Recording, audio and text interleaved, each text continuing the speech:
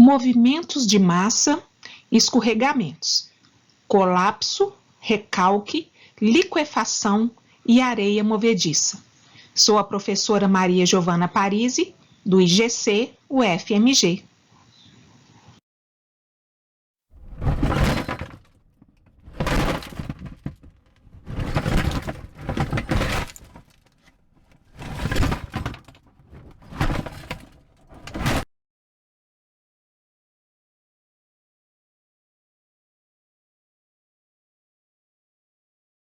Movimentos de massa são definidos, como qualquer deslocamento de rochas ou sedimentos, que são partículas, de rochas, em superfícies inclinadas, estando relacionadas principalmente com a gravidade.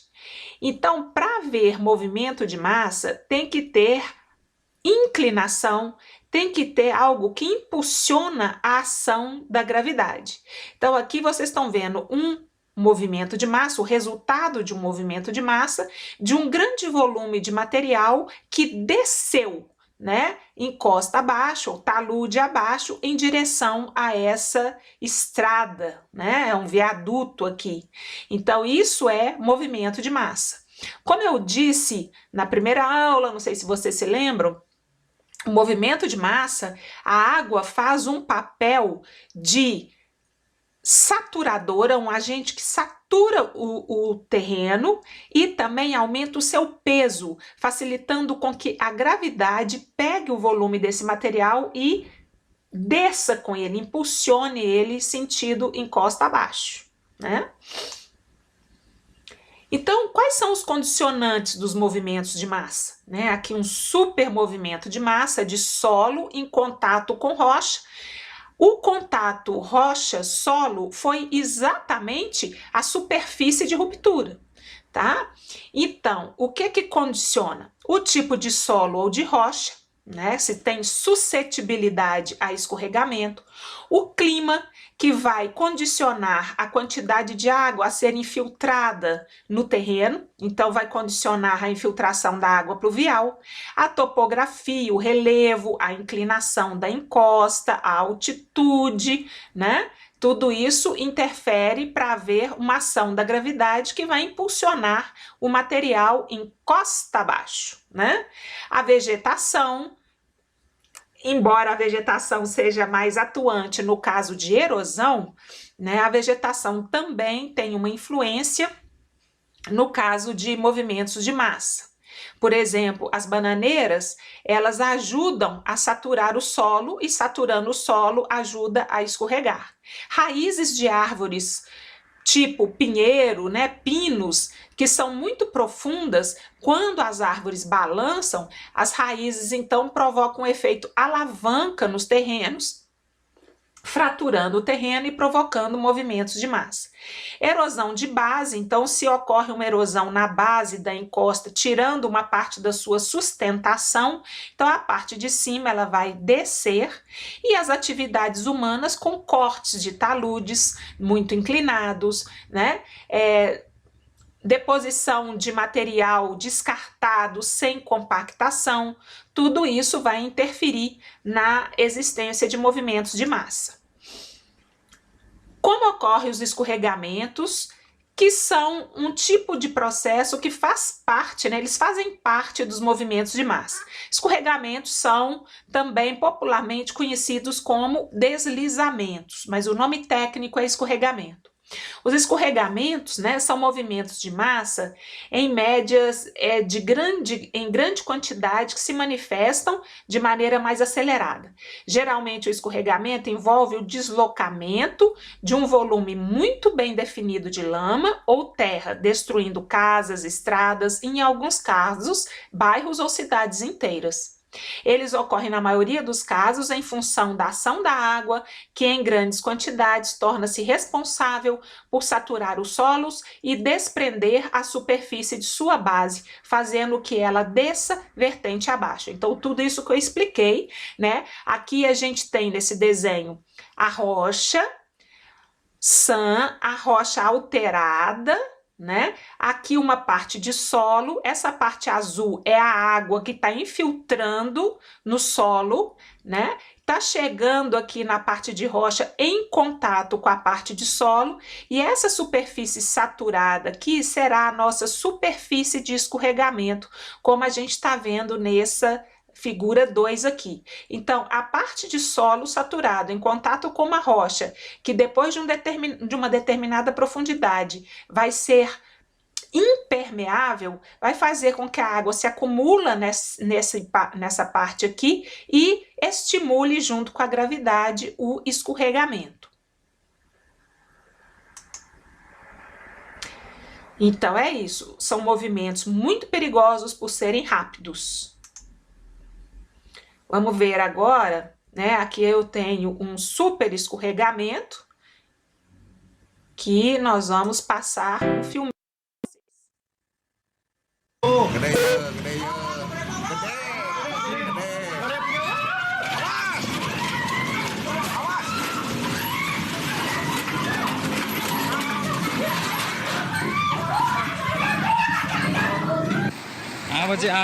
Outro, são vários nesse filme.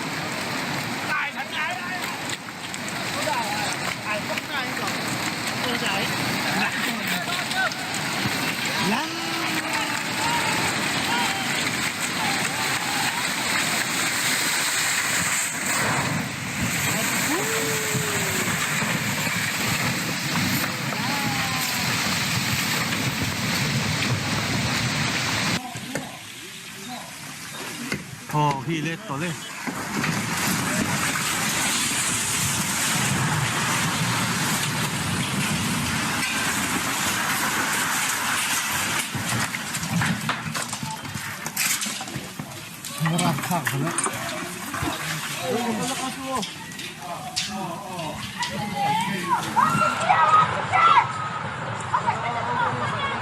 بالله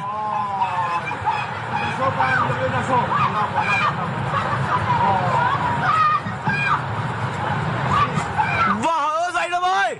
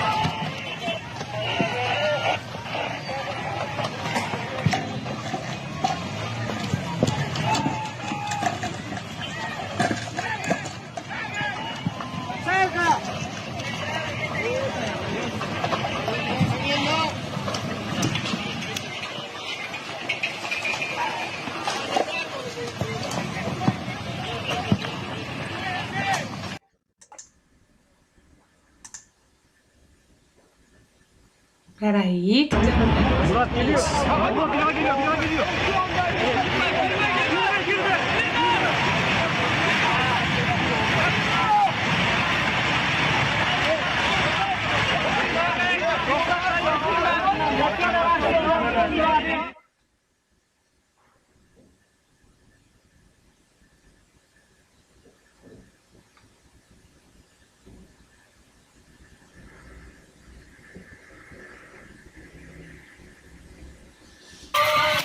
Allahu Akbar.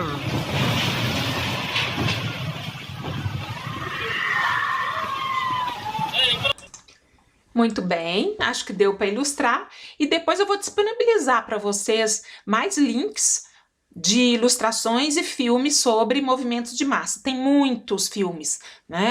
É um processo extremamente comum, infelizmente.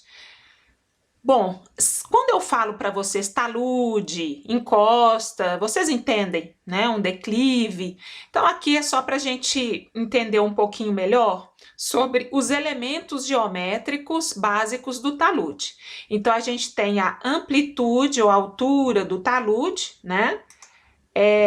O comprimento na horizontal e a declividade vai ser a altura ou amplitude dividido pelo comprimento na horizontal vezes 100, porque geralmente é dado em porcentagem, Tá vendo? Tá difícil subir, né? Pois é, tô vendo aí o buff. A gente chama, quando o talude é encosta, é uma vertente, é natural, a gente chama de talude natural. Quando foi cortado numa obra de engenharia, a gente chama de talude de corte, né? E aqui seria o perfil original desse talude. E quando é um aterro, né, foi solo compactado, nós chamamos de talude artificial. Os escorregamentos, eles podem ser circulares, quando a superfície de ruptura é uma superfície circular, né? Então, o movimento é um movimento circular. Como é que é a forma de um escorregamento circular? O escorregamento circular, geralmente, ele tem uma parte escarpada aqui no alto, porque siga a seta, olha, o que ela vai fazer? Ela vai fazer um movimento assim, que é uma escarpa, e depois ela vai se dirigindo para a frente, né? Então, o movimento, ele é sempre assim, primeiro meio vertical, formando uma escarpa, e depois seguindo no sentido mais na horizontal. Então, empurrando o material para frente, desce, empurra para frente. Desce, empurra para frente, tá? Como esse movimento aqui, né? Desceu, empurrou para frente. Então, essa é a forma de um movimento circular. É sempre uma escarpa, né? Com uma barriguinha, com um material de enchimento embaixo que se deslocou para frente. Escarpa, barriguinha. Guardem isso, tá? Outros tipos de movimento é o tombamento. O tombamento é uma pessoa desmaiando, né? A rocha aqui, ela tá desmaiando. Então, ela desplaca devido a essas fraturas e faz um giro, né? De costas, assim, ela cai. Vocês estão vendo que a fratura mergulha para o interior do talude. E essa fratura mergulha no mesmo sentido do talude. Então, nesse caso aqui, os blocos estão fazendo isso, né? Estão caindo assim para trás. Existe a queda de blocos, queda livre, né? Aqui a aceleração da gravidade mostrando isso. Então, os blocos, eles simplesmente caem e não existe também uma superfície, eles caem em queda livre, aqui também cai em queda livre. Aqui um exemplo de tombamento, né? Esse bloco se desplacou e tombou do maciço rochoso, e aqui exemplo também de quedas, esse bloco aqui está prestes a dar um pulo aqui e cair. Sempre a gente vê isso quando anda numa estrada que é numa área muito escarpada, esse símbolo, né, de perigo, blocos podem cair dos maciços rochosos. Outros movimentos, né? É o movimento planar, que é extremamente comum. Para ter o movimento planar, nós precisamos ter um contato entre o material, né? Uma superfície planar, como uma fratura, que vai ser a superfície de ruptura. Então, é uma rocha com superfícies planares que mergulham no mesmo sentido do talude.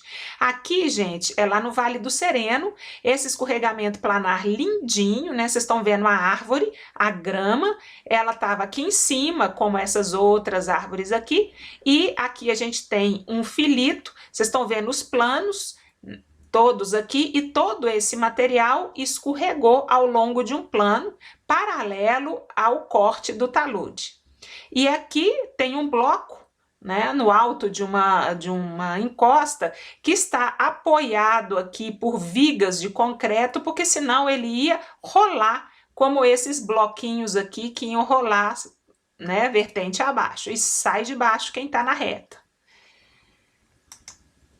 Um outro tipo de escorregamento é o escorregamento em cunha, né? Que é formado pela interseção de dois planos, pode ser duas fraturas que têm mergulhos e direções diferentes. Então, imagine que você tem um papel, você dobra o papel ao meio, quando você abre, ele tem um vinco, né, ali no centro, e dois lados, um mergulha para o centro e o outro mergulha para o centro em sentido oposto.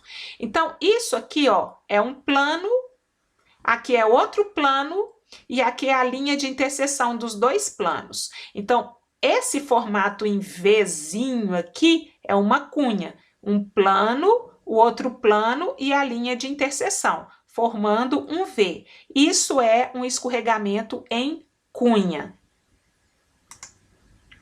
Outro tipo de movimentos de massa são o escoamento de detritos. Quando o material está tão saturado, ele se comporta como uma lama. E a hora que a gravidade aciona esse material para descer, ele desce parecendo uma enxurrada, como nós vimos no início, né, o vídeo. Mas, na verdade, ele não é uma enxurrada, é um fluxo de lama, porque não é água, é um fluxo de lama. Aqui a gente teve um escoamento de detritos ao longo dessa montanha e esse material todo aqui formando um leque, né? Tudo isso aqui é resultado da deposição desse fluxo, né, que desceu de material, esse escoamento de detritos que desceu, e aqui está mostrando habitações. Então, isso vai engolindo tudo que encontra pela frente. Como aconteceu em Petrópolis 2011, aqui a gente teve um escorregamento planar seguido por fluxo de detrito e aqui todos os escombros que foram afetados por esse escorregamento. Aqui a praça lá da igreja, todo o material desceu, muito saturado e soterrou tudo que encontrou pela frente. Tá certo? São escorregamentos. Esse aqui é um escorregamento planar, é típico, né, uma superfície plana e alongada, onde o material que estava em contato com um outro tipo de material nessa superfície desceu diretamente. Aqui o que é que nós temos? Uma escarpa e uma barriguinha, ou seja, desceu vertical e depois foi para frente. Aqui nós temos um escorregamento circular. Bom, nós temos um outro tipo de movimento gravitacional que é o recalque por adensamento. O recalque por adensamento, ele acontece quando há uma compressão do terreno em função de uma sobrecarga, fechamento dos poros daquele terreno, expulsão da água e a compressão do terreno. É um movimento vertical do solo, ocorre no subsolo, né? E é muito comum, como resultado, a inclinação e até queda de edificações. É o caso que aconteceu na Torre de Pisa, nos prédios inclinados de Santos, né? E também em alguns monumentos históricos no México. Vocês estão vendo aí a inclinação.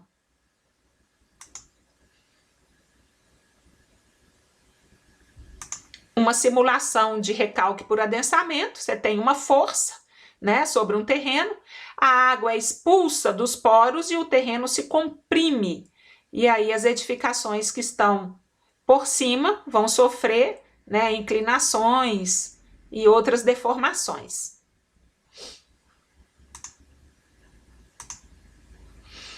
Um outro processo é o colapso a partir de castificação.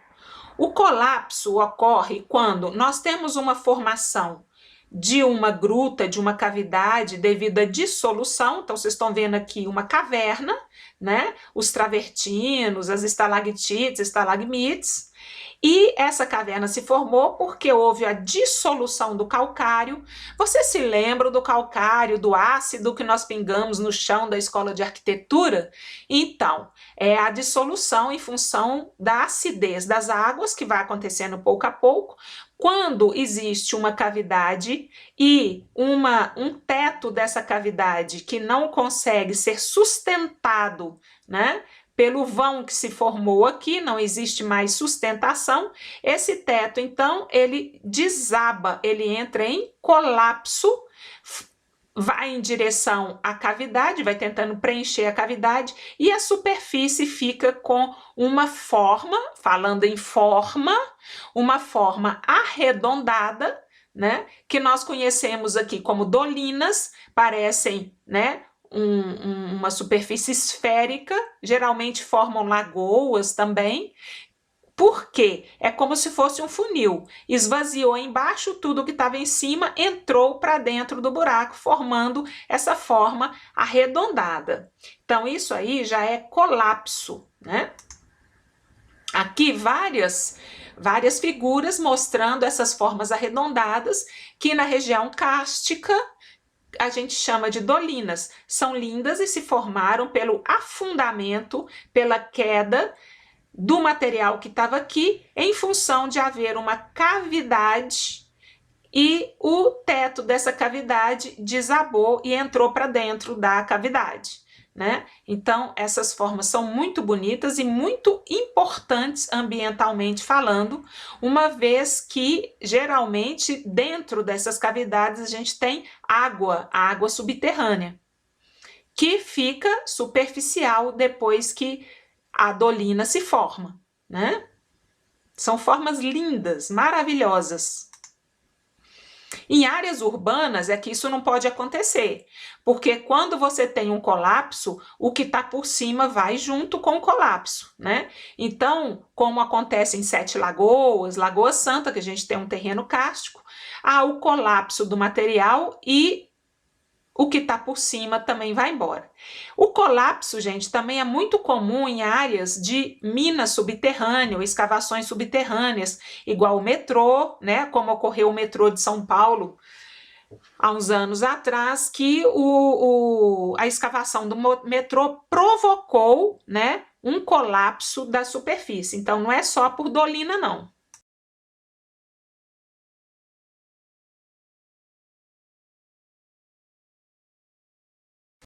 A liquefação, ela pode ser entendida como sendo o fenômeno da perda da resistência de um material induzida por acréscimos de poropressão. Poropressão é a pressão da água contida no solo sobre solicitações não drenadas. O que isso quer dizer? Isso quer dizer o seguinte: dentro do solo existe água. A água, ela está presente no poro, né, no vazio daquele solo. Então, o solo é constituído por grãos minerais e por ar, por vazios. Quando esses vazios, normalmente cheios de ar, são preenchidos por água, então o solo vai conter grãos, vazios e água nesses vazios, né? E ar na parte onde não tem água. Quando o solo é submetido a uma sobrecarga, por exemplo, uma construção ou uma vibração, um impacto, né, uma onda, escutem aqui o impacto que eu vou fazer. Viram? Sentiram aí um tremor? Imagine esse impacto num solo contendo água, né? O que vai acontecer? Vai ocasionar uma vibração. E essa vibração vai tentar expulsar a água. O solo, ele se comprime, ele comprime a água e a água vai querer sair do solo. É a mesma coisa de eu estar espremendo uma bucha cheia de água, né? Quando ela não está sob pressão, nem parece que tem água dentro dela, a água está no poro. A hora que eu começo a comprimir essa bucha, a água então é expulsa. Entretanto, muitas vezes a pressão e a carga é feita tão rapidamente, né, que não dá tempo da água ser expulsa do solo, porque o solo tem uma permeabilidade mais baixa e a água não consegue percolar por entre os canais da porosidade até sair para fora. O que acontece nesse momento? Quando há essa sobrecarga, a água ela pressiona o solo para sair, mas o solo não sai. Então ela explode o solo, é como se ela fizesse uma força tão grande que o solo então um grão se afasta do outro e começa a se apoiar apenas na água. Vamos imaginar uma experiência. Pegue uma garrafa de plástico, pode ser uma garrafa de água mineral, encham essa garrafa de água, tampem a garrafa com a tampinha e aí pressionem essa garrafa com uma força tão grande que a água vai explodir a tampa e vai sair, podendo até trincar e rachar a garrafa. E quando essa água sair, ela vai sair sob uma pressão tão grande que pode até provocar danos, machucar alguém. Gente, é isso que aconteceu com a barragem Córrego do Feijão em Brumadinho.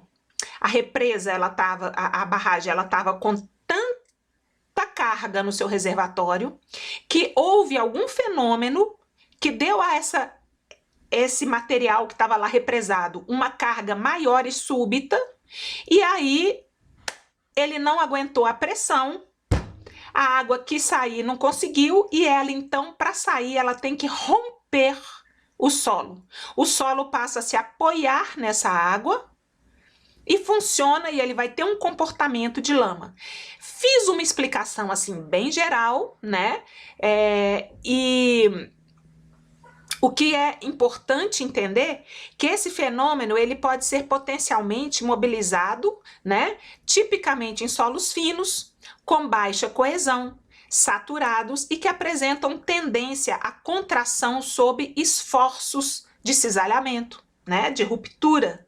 Então aqui a gente está vendo, né, o solo ele foi contraído e nessa compressão para a água sair, ela pode colapsar esse solo, tá certo? Acho que vocês entenderam, mas para a gente entender melhor, vamos ver um filminho.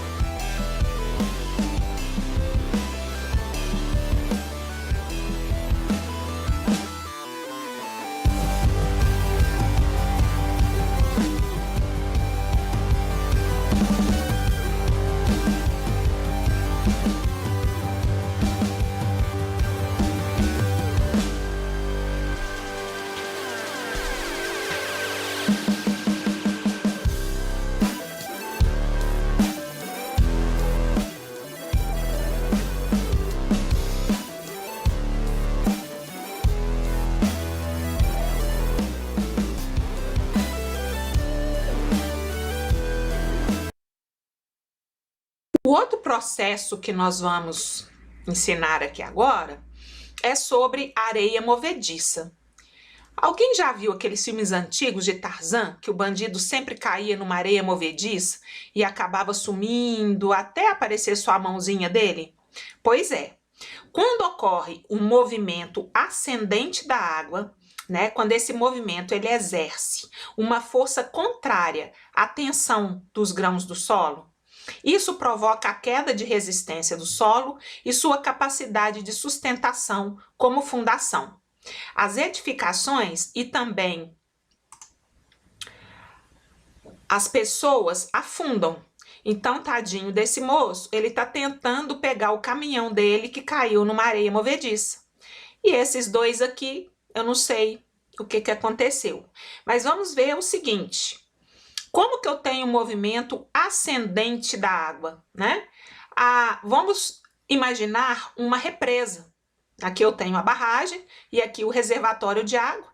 O peso dessa coluna d'água, né, que a gente chama de carga hidráulica da água, ele obriga a água, ele força a água a infiltrar no terreno e ela vai percolar até encontrar, né, um nível de base onde ela vai subir e aflorar novamente.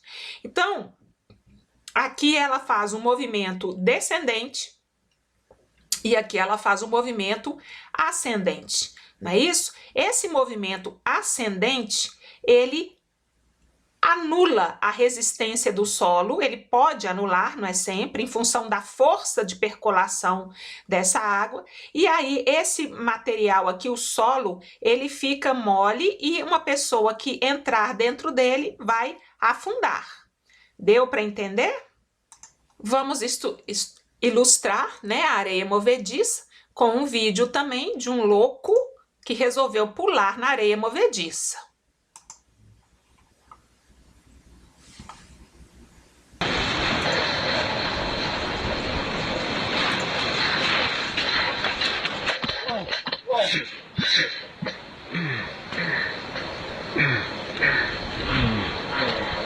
Está quentinho, está quentinho.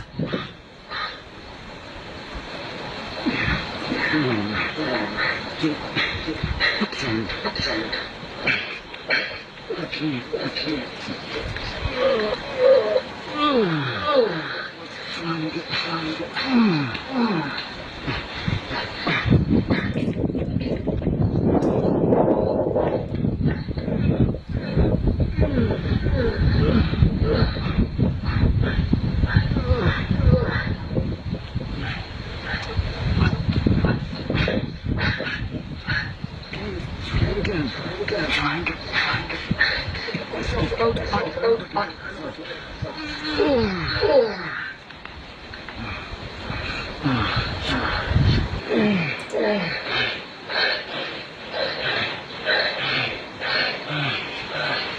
I'll try to get out. Just sink back down.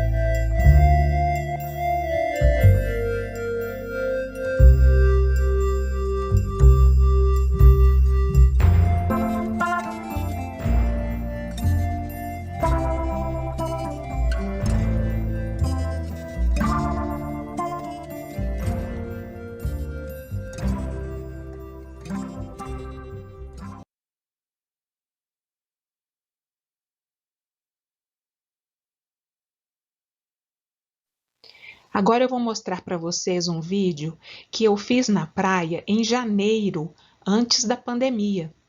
De férias, mas sempre trabalhando, gosto de observar o efeito da liquefação na areia da praia.